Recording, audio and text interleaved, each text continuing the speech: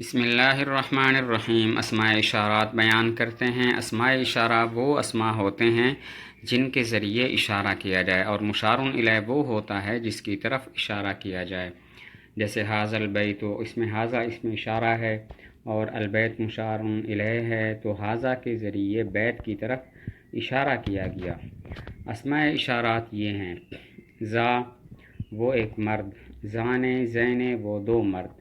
فرق یہ ہے کہ زان حالت رفع میں اور زین حالت نصب اور جر میں بولا جاتا ہے۔ تا تی تہ زہ زہی تہی، اس کا معنی ہے وہ ایک عورت۔ تانے تینے وہ دو عورتیں۔ فرق یہ ہے کہ تانے حالت رفع میں اور تینے جو ہے حالت نصب اور جر میں۔ اولائے مد کے ساتھ اور اولا قصر کے ساتھ، وہ سب عورتیں یا وہ سب مرد۔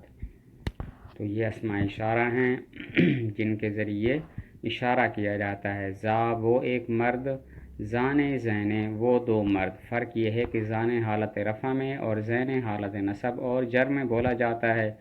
تا تی تہ زہ زہی تہی، وہ ایک عورت کے۔ تانے اور تینے وہ دو عورتیں۔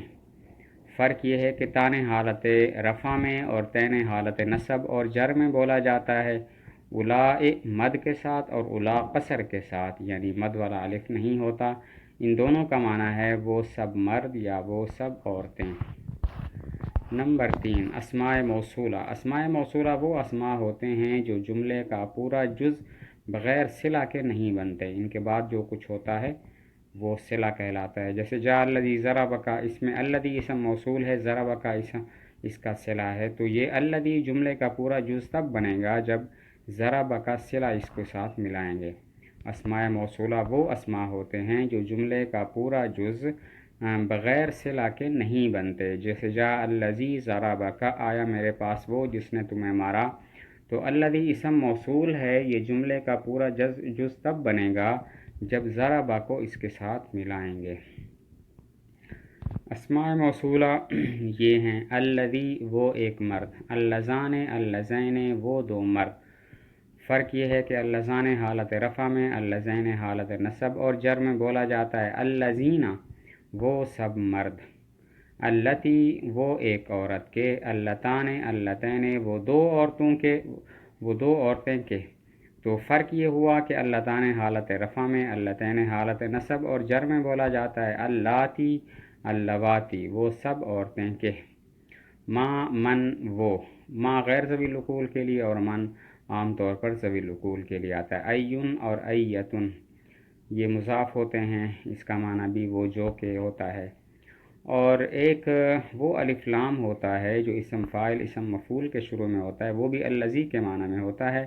جیسے الضارب، اس کا معنی ہے الذی ضرب، المضروب اس کا معنی ہے الذی ضرب، وہ شخص کے جس نے مارا، وہ شخص کے جو مارا گیا۔ اور اسی طرح اسماء موصولہ میں سے لغت بنی طے میں ذو بھی ہے جو الذی کے معنی میں ہوتا ہے۔ جیسے جاءنی ذو ضربک، یعنی جاءنی الذی ضربک، میرے پاس آیا وہ جس نے تمہیں مارا۔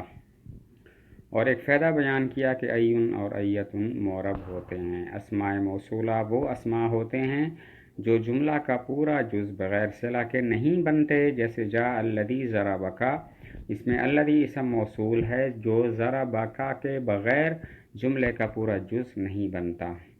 باقی اسماء موصولہ کی تفصیل یہ ہے: الذی وہ ایک مرد، اللذان اللذین وہ دو مرد۔ فرق یہ ہے کہ اللذان حالت رفع میں اور اللذین حالت نصب اور جر میں بولا جاتا ہے۔ اللذین وہ سب مرد کے، اللتی وہ عورت کے، اللتان اللتین وہ دو عورتیں کے، اللاتی اللواتی وہ سب عورتیں کے، ما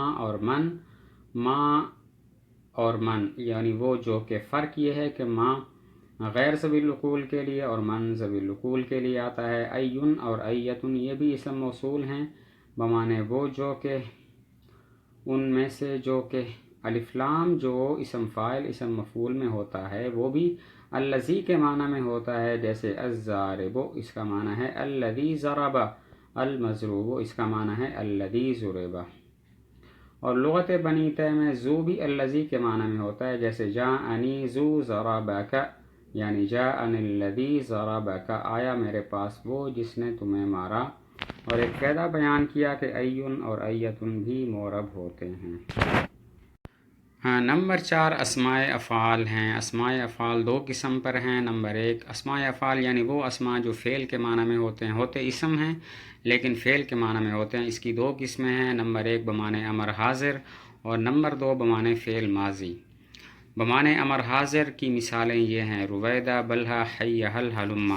رویدہ کا معنی ہے امہل یعنی چھوڑ دے، اور بلہا کا معنی ہے دع، یعنی کہ رویدہ کا معنی ہے امہل یعنی مہلت دے، اور بلہا کا معنی ہے دع یعنی چھوڑ دے۔ حی، ہل اور ہلما ان دونوں کا معنی ہے ایتے یعنی آ جاؤ۔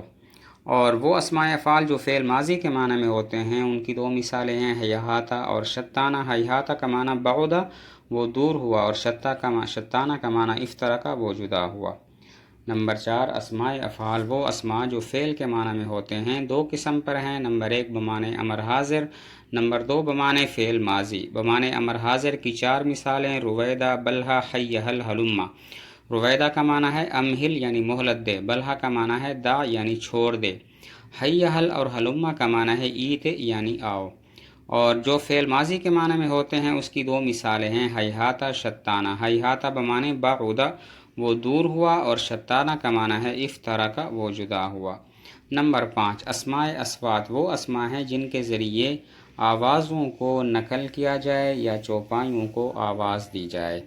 جن کے ذریعے کسی کی آواز کو نقل کیا جائے یا جن کے ذریعے چوپائیوں کو آواز دی جائے۔ جیسے کئی مثالیں ہیں، اف اف یہ انسان درد کے وقت آواز نکالتا ہے، اف یہ افسوس کے وقت آواز نکالتا ہے، اور بخا یہ اس وقت بولتا ہے جب کہ حیوانات کو آواز دینی ہو، اور نخا اس وقت بولتا ہے جب اونٹ کو آواز دینی ہو، اور غا کا یہ کوے کی آواز کو نقل کرنے کے لیے بولا جاتا ہے۔ اسماء اصوات وہ اسماء ہیں جن کے ذریعے چوپایوں کو آواز دی جائے یا جن کے ذریعے چوپایوں کی آواز کو نقل کیا جائے۔